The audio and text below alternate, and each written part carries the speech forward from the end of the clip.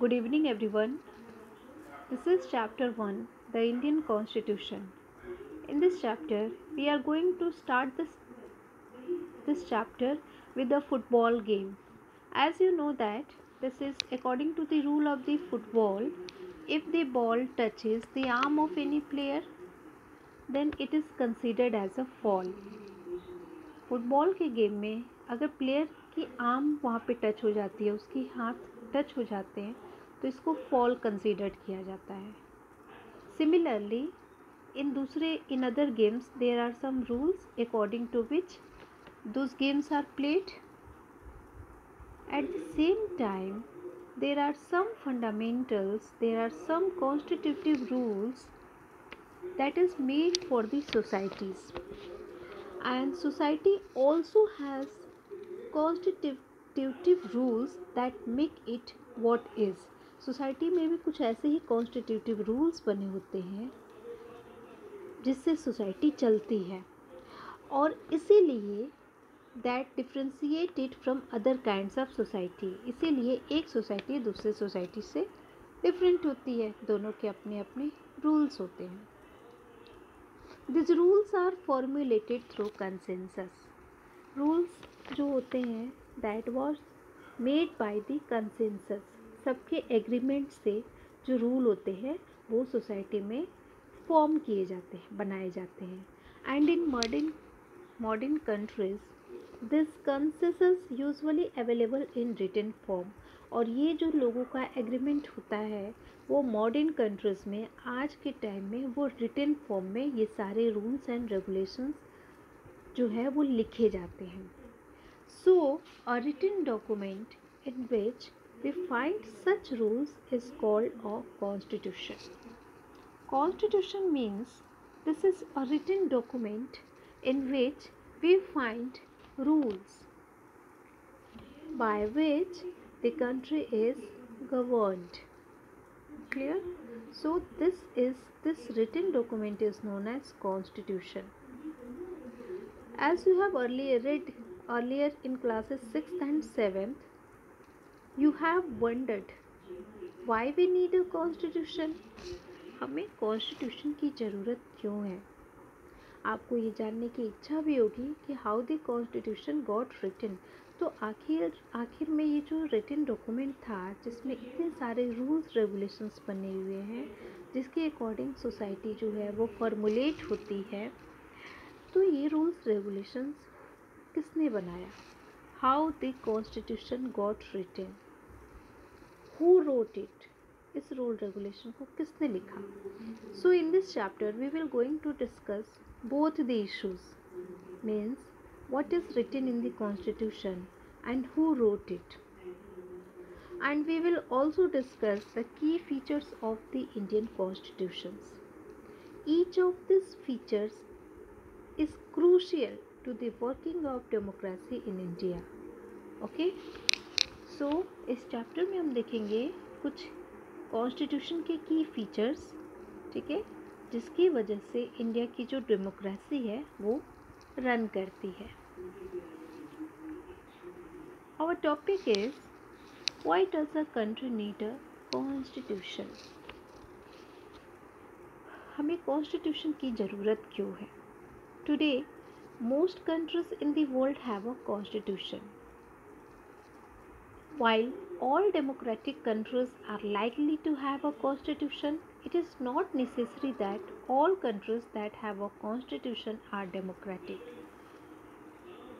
जितने भी अधिकांश देश है उन सब का दुनिया के most of the countries have a constitution. While all democratic countries have a constitution, जितने भी डेमोक्रेटिक कंट्रीज हैं उनका अपना एक कॉन्स्टिट्यूशन होगा. It is not necessary. Clear. Democratic countries का कॉन्स्टिट्यूशन होगा ये बहुत हद तक सही है, but it is not necessary that all countries have a constitution are democratic. लेकिन ये ज़रूरी नहीं है कि जिन देशों के पास अपना कॉन्स्टिट्यूशन है वो एक डेमोक्रेटिक कंट्री है. The constitution serve several purpose. Constitution में बहुत सारे पर्पस है. First, it lays out certain ideals. हमारे कॉन्स्टिट्यूशन में कुछ आइडियल्स हैं, सर्टेन आइडियल्स हैं that form the basic of the kind of the country, जो हमारे देश की बेस को बनाते हैं एंड जिसकी वजह से all citizens aspire to live in, जिसकी वजह से सिटीजन्स जो होते हैं, सभी देश के जो लोग होते हैं, वो उसके अकॉर्डिंग काम करते हैं. You can say in another way, a constitution tells us what the fundamental nature of our society is. So, constitution ये भी कहता है कि हमारी जो सोसाइटी है उनका फंडामेंटल नेचर कैसा होना चाहिए. A country is made up of different communities of people.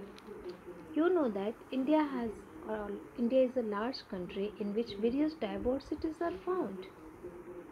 So different communities of people live in India who share certain beliefs but may not necessarily agree on all issues. उन सबके अपने एक belief है, पर ये ज़रूरी नहीं है कि वो एक इश्यूज़ पे, किसी एक मुद्दे पे सबकी आपसी में सहमति बने. Here, a constitution helps serve as a set of rules and principles that all person in a country can agree upon. But यहाँ पे कॉन्स्टिट्यूशन हेल्प करता है कुछ सेट ऑफ रूल्स और प्रिंसिपल्स बना के, जिसकी वजह से देश में रहने वाले सभी लोगों को एग्री करना पड़ता है, जिसकी वजह से देश अच्छे से रन करता है. This include not only the type of government but also an agreement on certain ideals.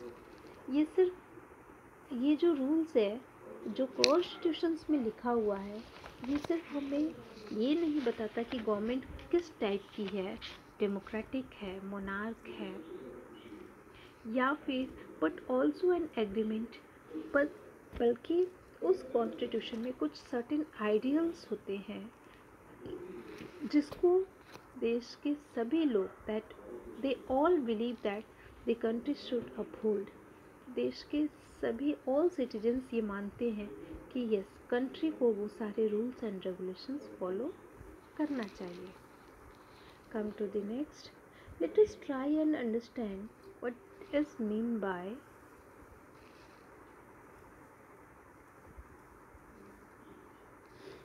So let us try and understand what we mean by this through two contrasting situation.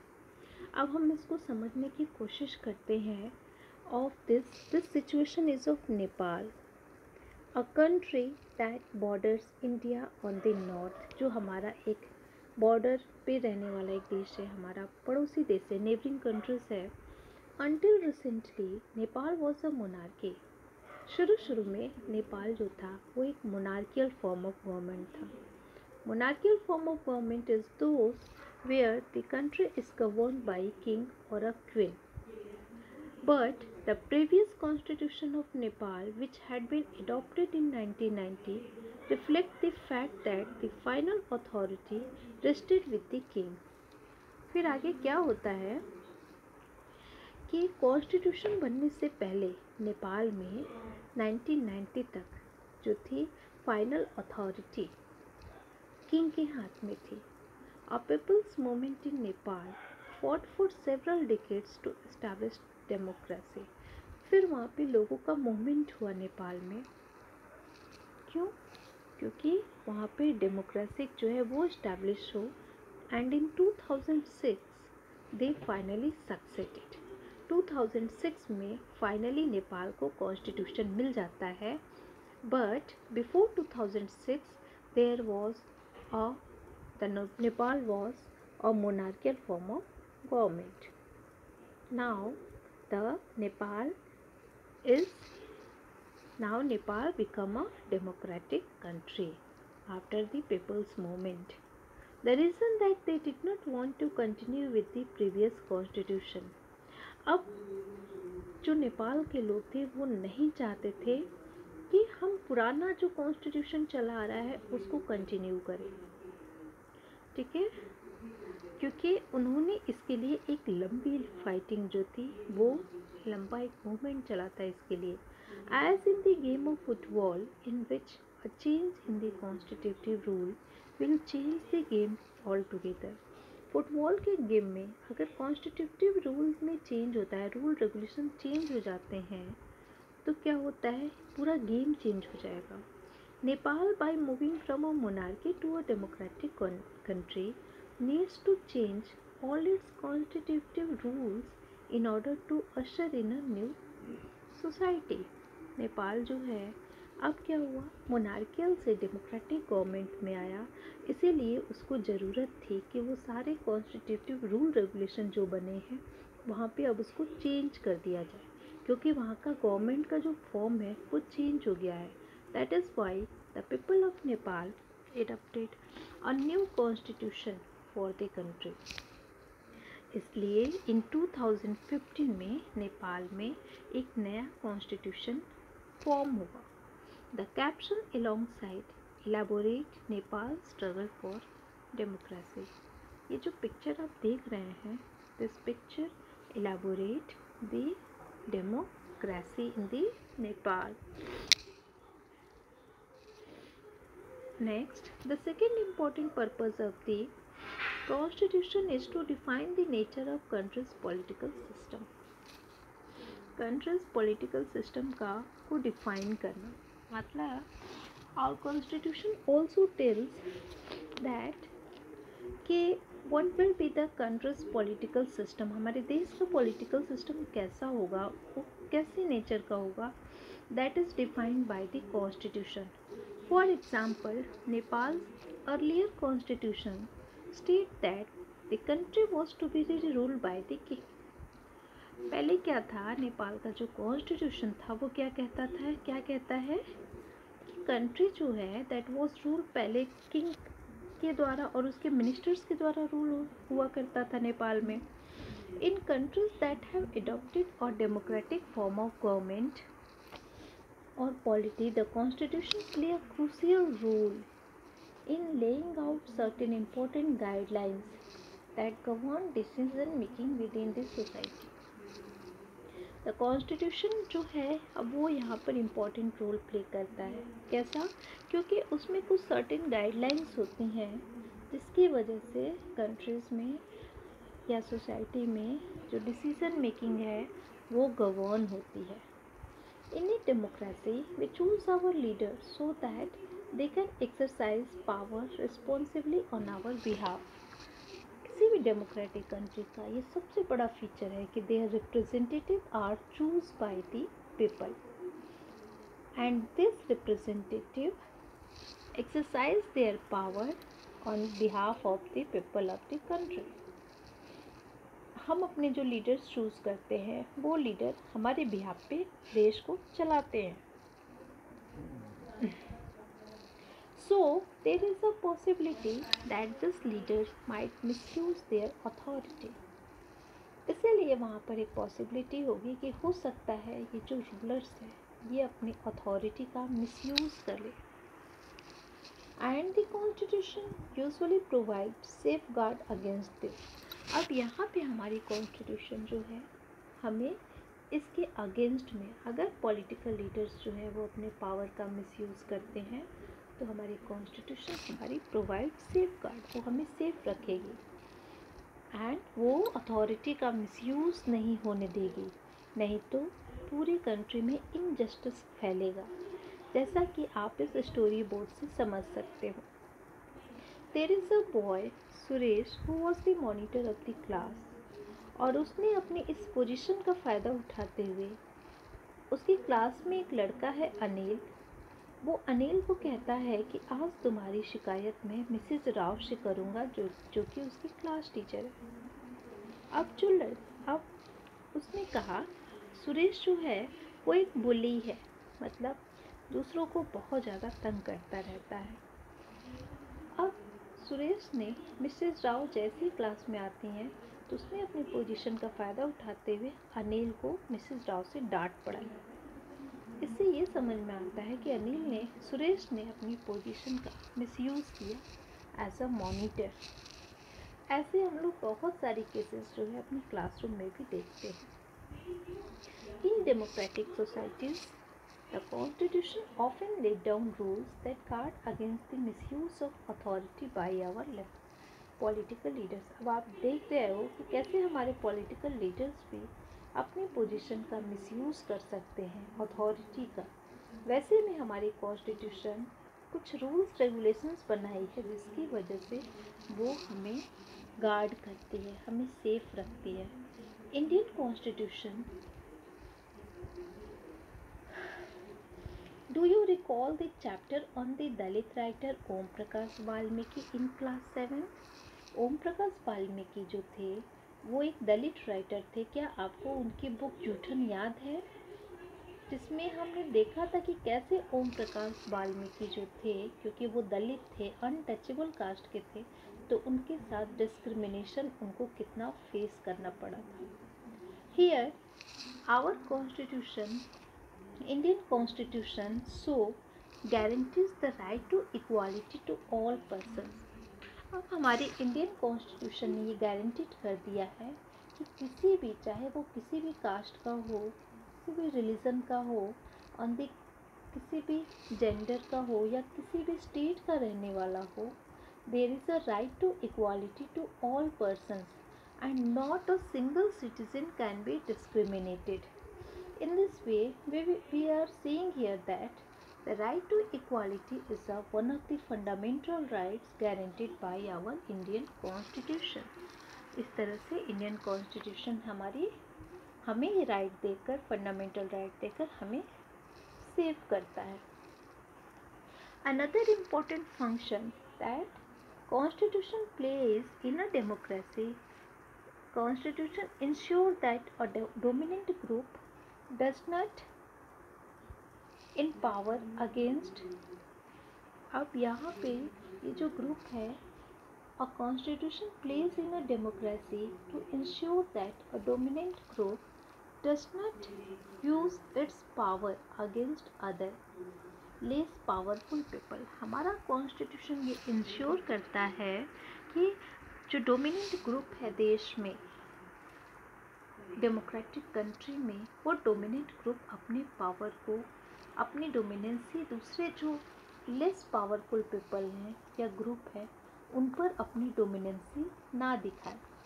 अब इसे हम इस story board की story से समझते हैं. In a class what happened that these are the boys wanted and girls, they wanted to play their game of their own choice. Boys demand for cricket but girls demand for basketball. Since the boys are in majority in the class and girls are in minority, so the teacher decide that कि majority का जो demand है वो fulfil होना चाहिए.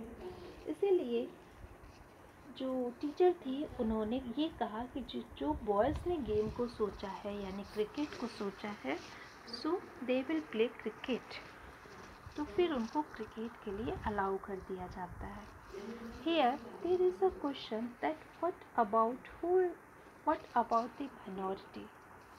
तो क्या किसी भी डेमोक्रेटिक कंट्री में मेजॉरिटी अपनी इच्छा की जो भी चीज़ें हैं वो कर सकेंगे, तो माइनॉरिटीज़ के डिज़ायर का, उनकी विशेस का, उनकी राइट्स का क्या होगा? So it will be a unhealthy situation for the country, for the democratic society, where a majority can continuously. अब यहाँ पे मेजॉरिटी अपने पावर को, अपने डिसीजंस को हमेशा इन्फोर्स करने की कोशिश करेगी. ठीक है. So above storyboard illustrate that every society is prone to the tyranny of the majority. कि in each and every society there is a dominancy, वहाँ पे उनकी डोमिनेंसी होती है जो वहाँ पे मेजॉरिटी में होते हैं. For the example, India is a country of Hindu religion majority. India में हिंदू रिलीजन ज़्यादा है, तो क्या ऐसा होगा कि जो बाकी रिलीजन्स है अपने देश में उनकी नहीं सुनी जाएगी? हम माइनॉरिटीज़ को एक्सक्लूड नहीं कर सकते हैं. क्लियरली. ठीक है. तो यहाँ पे हमारा constitution contains rule that ensure that minorities are not excluded in the form anything that is available to the majority. Another reason we have a constitution, फिर हमें कॉन्स्टिट्यूशन की ज़रूरत क्यों है कि जो ये डोमिनेंसी, जो ये अपना पावर जमाने की कोशिश करते हैं, जो ये टायरनी करते हैं मेजॉरिटी के लोग माइनॉरिटी के ऊपर, तो यहाँ पर इससे क्या होगा कि माइनॉरिटीज़ जो चाहे वो एससी कास्ट हो, शेड्यूल्ड ट्राइब्स हो, या फिर वुमेन सेक्शन हो, या फिर पुअर पीपल हो देश में, उनके साथ बहुत दिक्कत हो जाएगी। सो एक इंटर कम्युनिटी डोमिनेशन होता है कि एक कम्युनिटी का दूसरे कम्युनिटी के लोगों के साथ डोमिनेशन करना। दूसरा, वन कम्युनिटी, एक ही कम्युनिटीज़ के लोग आपस में अपने पावर को दिखाने की कोशिश कर रहे हैं। The third significant reason why we need a constitution is to save us from our self. Constitution हमें हमसे बचाता है। What does this mean? इस लाइन का मतलब क्या हुआ? It means that we might at time feel strongly. कभी कभी आप इस स्टोरी बोर्ड की स्टोरी से समझेंगे कि शबनम एक लड़की है और वो डिसीज़न लेने में, वो डिलेमा में है कि वो क्या करे, क्योंकि उसके घर में सब लोग टीवी देख रहे हैं और शबनम को अपनी पढ़ाई करनी है। उसके कुछ क्वेश्चंस हैं जो उसे पूरा करने हैं। तो शबनम सोचती है कि क्या मैं टीवी देखूं या फिर अपने कुछ क्वेश्चंस है उसको सॉल्व करूं। देन शबनम ने उन लोगों से कहा, घर के लोगों से कहा कि आप टीवी ऑफ कर दो, ताकि मैं भी टेम्पटेड नहीं होंगी, मुझे लालच नहीं आएगा टीवी देखने का और मैं अपने होमवर्क को अच्छे से कर पाऊंगी। इस स्टोरी बोर्ड से ये बताया गया है ये constitution help to protect us against certain decision that we might take that could have कि देश में कभी कभी कुछ ऐसे डिसीजंस लेने पड़ते हैं जिसकी वजह से स्ट्रॉन्गली डिसीजंस लेना देश में बहुत ज़्यादा कभी कभी ज़रूरत होती है। यहाँ पे है कि it is possibly that many people who live in a democracy might come to strongly feel that party politics has become so acrimonious that we need a strong dictator। कभी कभी देश में ऐसा महसूस किया जाता है डेमोक्रेटिक कंट्री में कि जो पार्टी पॉलिटिक्स है वो बहुत ज़्यादा डोमिनेंट है, मतलब वो बिल्कुल भी सही नहीं है। पार्टी पॉलिटिक्स बहुत ज़्यादा देश में हो रही है। तो कभी कभी ऐसा महसूस होता है कि अगर कोई एक स्ट्रॉन्ग डिक्टेटर आ जाए तो क्या होगा, वो डिक्टेटर जो है, स्ट्रॉन्ग डिक्टेटर के आने से क्या होगा कि जो भी पावर होगा वो उस डिक्टेटर, जो डिक्टेटर है वो लेगा। तो इस तरह के इमोशन में बह करके कभी कभी हम, जब पार्टी पॉलिटिक्स बहुत ज़्यादा बढ़ जाती है तो इस तरह के डिसीज़न ले लेते हैं। अब लॉन्ग रन में अगर वो डिक्टेटर लॉन्ग रन तक अपने गवर्नमेंट को चला रहा है, ऐसे में ये भी हो सकता है कि वो अपना डिक्टेरियल रूल जो है वो अपने फ़ायदे के लिए यूज़ करने लगे। Here a good constitution does not allow this hints to change its basic structure. अब जो कॉन्स्टिट्यूशन होती है वो ये अलाउ नहीं करती है, क्योंकि इससे उसका बेसिक स्ट्रक्चर ख़राब होगा। क्यों? क्योंकि डिक्टेटरशिप आने से बाकी जो लोग हैं, पीपल हैं, उनके इंटरेस्ट जो है, उनके कल्याण में कोई काम नहीं होगा। From the above discussion you will understand that the constitution play a very important role in democratic societies. Now let us try and understand the ways in which the points get translated into certain ideals. अब हम बात करेंगे कुछ की features of Indian constitution के बारे में। So students, this is all about the today's class. We will continue next in the next class. Thank you.